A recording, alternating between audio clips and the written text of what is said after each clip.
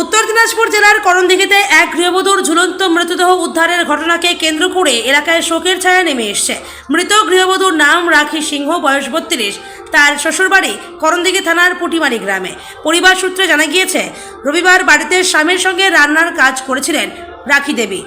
এরপর তিনি স্নান করতে যান। স্নান সেরে কাপড় পরিবর্তনের জন্য শোবার ঘরে ঢোকেন। বেশ কিছুক্ষণ কেটে যাওয়ার পরেও তিনি বাইরে না আসায় সন্দেহ হয় পরিবারের সদস্যদের।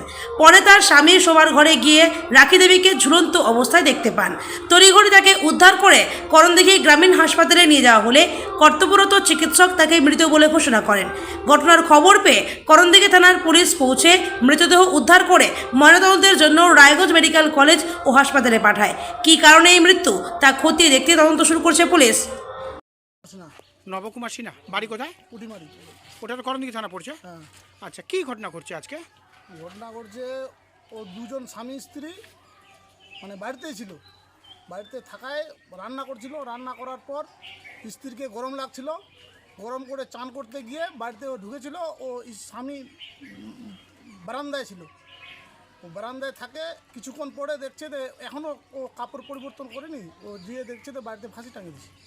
সেটাই ঘটনা, অন্য কিছু না। ও তার মানে হচ্ছে স্নান করে যে ঘরে ঢুকেছে, হ্যাঁ, ও তারপরে ঘরের মধ্যে ফাঁসি নিয়ে নিয়েছে। ও আচ্ছা আচ্ছা, ওই মহিলাটার নাম কি? রাখি সিং। রাখি সিংহ। হ্যাঁ, বয়স কীরকম হবে? বয়স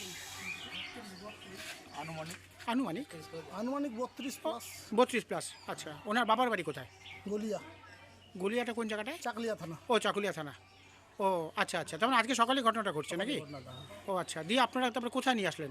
করণদিঘি হসপিটালে। হাসপাতালে। তখন কি মনে হচ্ছে কি আপনাদের, তখন তার আগে কি মারা গেছে না ডাক্তার এসার পরে ঘোষণা ডাক্তার করলো? ট্রিটমেন্ট করে তারপরে বললো, ডাক্তার বলছি। ডাক্তার বললো আর কি। ও আচ্ছা আচ্ছা।